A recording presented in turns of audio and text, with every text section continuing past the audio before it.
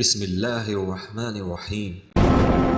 السلام علیکم۔ خزانے کی تلاش میں آپ سب کو خوش آمدید۔ چلتے ہیں آج کی نئی قسط کی طرف، لیکن سب سے پہلے سمجھداروں کے لیے ایک اشارہ اور ایک یاد دہانی۔ ناظرین، جس قدر اسلام پھیلتا جاتا تھا اور مسلمان زیادہ ہوتے جاتے، اسی قدر مشرکین مکہ کا غیظ و غضب زیادہ ہوتا جاتا۔ جن مسلمان کا کوئی حامی اور مددگار تھا، ان پر تو کفار مکہ کا کچھ زیادہ بس نہ چلتا تھا۔ ہاں، جو بیچارے بے سہارا مسلمان تھے، جن کی کوئی پشت پناہ نہ تھی، وہ قریش مکہ کے ظلم و ستم کے تختہ مشق بنے ہوئے تھے۔ کسی کو مارتے اور کسی کو تنگ و تاریک کوٹری میں بند کر دیتے۔ ناظرین، اب ہم چند واقعات ذکر کرتے ہیں جن سے مشرکین مکہ کے ظلم و ستم اور صحابہ کے صبر و تحمل کا کچھ اندازہ ہو سکے۔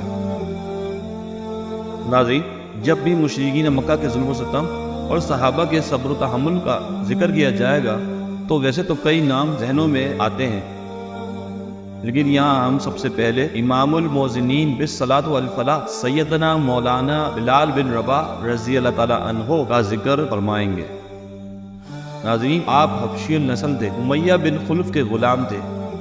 ٹھیک دوپہر کے وقت جب کہ دھوپ تیز ہو جاتی تھی اور پتھر آگ کی طرح تپنے لگتے تھے تو غلاموں کو حکم دیتا تھا کہ بلال کو تپتے ہوئے پتھروں پر لٹا کر سینے پر ایک بھاری پتھر رکھ دیا جائے تاکہ جنبش نہ کر سکے، اور پھر کہتا، تو اسی طرح مر جائے گا۔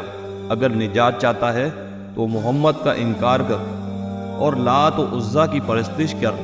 لیکن حضرت بلال رضی اللہ تعالیٰ عنہ کی زبان سے اس وقت بھی احد ہی نکلتا تھا، اور ناظرین کبھی گائے کی کھال میں لپیٹتا اور کبھی لوہے کی زرہ پہنا کر تیز دھوپ میں بٹھا دیتا۔ اس تکلیف کی شدت میں بھی زبان مبارک سے احد نکلتا۔ امیہ نے جب یہ دیکھا کہ بلال کے عزم و استقلال میں کوئی تزلزل ہی نہیں آتا، گلے میں رسی ڈال کر لڑکوں کے حوالے کیا کہ تمام شہر میں گھسیٹتے پھریں، مگر حضرت بلال کی زبان سے احد ہی نکلتا تھا۔ حسب معمول حضرت بلال رضی اللہ تعالیٰ عنہ اسی ظلم و ستم کے تختہ مشق بنائے جا رہے تھے کہ حضرت ابو بکر رضی اللہ تعالیٰ عنہ اس طرف سے گزرے۔ یہ منظر دیکھ کر دل بھر آیا اور امیہ سے مخاطب ہو کر فرمایا، تو اس مسکین کے بارے میں خدا سے نہیں ڈرتا؟ آخر یہ ظلم و ستم کب تک؟ امیہ نے کہا، تم ہی نے تو اس کو خراب کیا ہے، اب تم ہی اس کو چھڑاؤ۔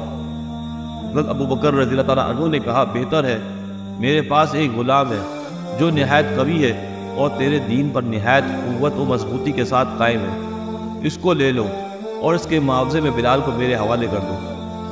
امیہ نے کہا، میں نے قبول کیا، اور پھر حضرت ابو بکر صدیق رضی اللہ تعالیٰ عنہ نے امیہ سے حضرت بلال رضی اللہ تعالیٰ عنہ کو لے کر آزاد فرما دیا۔